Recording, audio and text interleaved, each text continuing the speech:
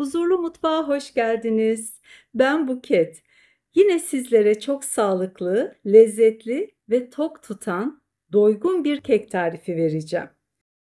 Rafine şeker kullanmadan ve glutensiz unla yapacağımız bu şeftalili keki çok beğeneceksiniz.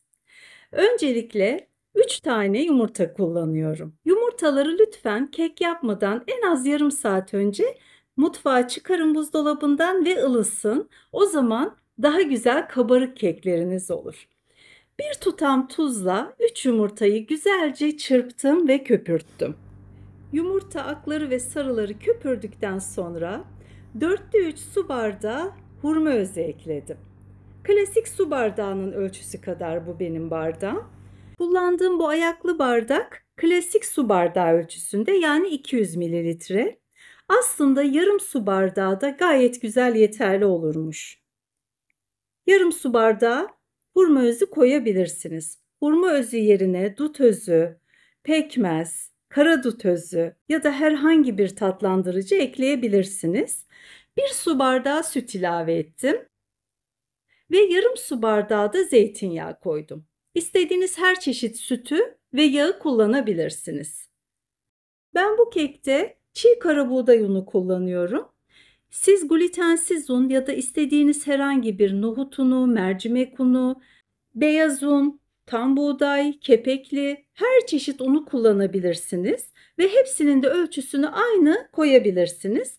Çünkü en fazla çiğ kara buğday unu sıvıyı çekiyor. Diğer unlarla daha koyu olma ihtimali yok ama siz yine videodaki kıvama lütfen dikkat edin. Undan sonra bir paket kabartma tozu ve bir tatlı kaşığına yakın tarçın koydum. Tarçın da çok güzel koku verdi. Şimdi ikinci su bardağı çiğ kara buğday ununu koyuyorum. Çiğ kara buğday unu keten tohumunu nasıl ki çekiyoruz, un haline geliyor.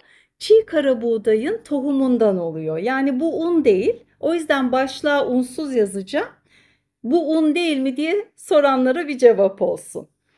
Bir yarım su bardağı daha koydum. Bakın hep kontrollü koyuyorum farkındaysanız. Çünkü kullandığımız yumurtanın büyüklüğüne göre bile kıvam değişebilir. Benim kekim 2,5 su bardağı çiğ kara buğday unu aldı. Yani özetle şunu söylemek istedim. Bu bir tohumun incecik çekilmiş halidir. Sanki fındık unu gibi, ceviz unu gibi. Gerçekten şu anda unsuz ve rafine şekersiz bir kek yapıyoruz. Bir tane kocaman şeftalim vardı. Onu güzelce yıkadım. Gördüğünüz gibi hiç kabuklarını soymadan küçük küçük doğradım. Gerçekten çok güzel bir kek oldu.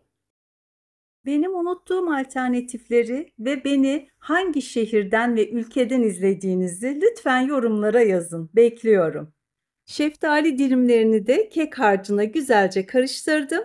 Şimdi pişireceğim kalıbın her tarafını güzelce yağlıyorum. Kalıbınız ince ise lütfen yağlayıp unlamayı unutmayın. Daha geniş bir tepsi ya da kalıpta pişirirseniz pişme süresini de kısaltırsınız. Aceleniz olduğu zaman daha geniş bir şeye dökün bu malzemeyi. İyice yağladığınız herhangi bir kalıpta olur. Üzerine de bolca kıyılmış ceviz ilave ettim. Ve önceden ısıttığım 175 derecedeki alt üst ayardaki fırına koydum. Yarım saat sonra kekimi kontrol etmek istiyorum. 20-25 dakika hiç açmayın lütfen, tüm keklerde olduğu gibi.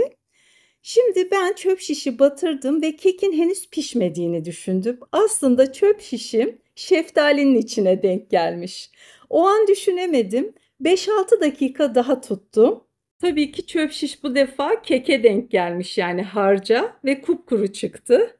Gerçi 2-3 kez batıracaktım, şimdi aklıma geldi bu 5 dakika içinde. Keki neredeyse yakıyordum.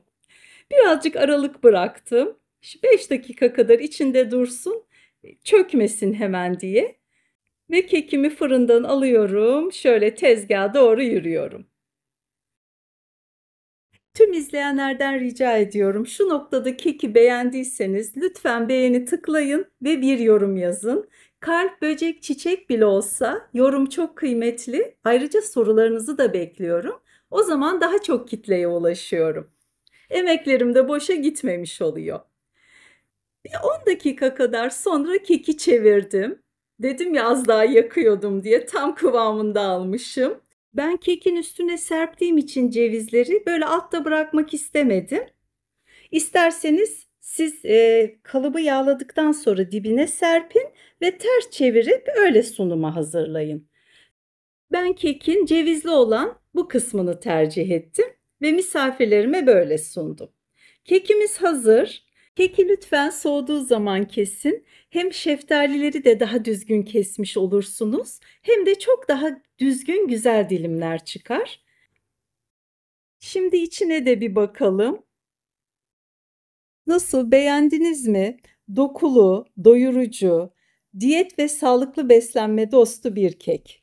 Zayıflamaya başladığım 4,5 yıldır bana sürekli soru geliyor. Buket Hanım, yüzlerce tarif yapıyorsunuz. Bu keklerden, kurabiyelerden yiyor musunuz? Evet. Öğle saatiyle akşam arası, yani saat 3-4 gibi mutlaka kahve ya da çay yanına kendi yaptığım bu güzel tariflerden bir dilim, 1,5 dilim yerim ve hiçbir şeyden mahrum kalmadım. İşte bu nedenle de çok huzurlu ve sağlıklı şekilde 25 kiloyu verdim. Bu keki denemenizi çok isterim.